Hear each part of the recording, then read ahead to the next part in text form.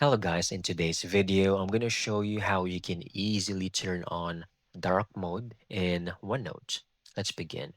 First, yes, dark mode is very aesthetic and also very practical if you don't want any bright lights flashing on your eyes and face. So what you can do is go over here at the top left corner, click on File, go, scroll down and select options, right? It will pop up a new window to display more settings.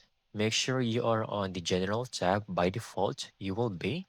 And then over here, under personalize your copy of Microsoft Office, you will see this section called Office Theme. You can click on the drop down and then choose whatever color you like. So we can choose dark gray, click on it, click on OK, and it will look like this.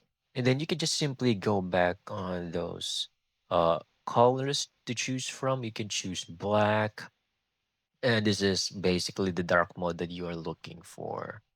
And that's it. That's how you can easily get this done. Thank you so much for watching. I hope you found this video very helpful.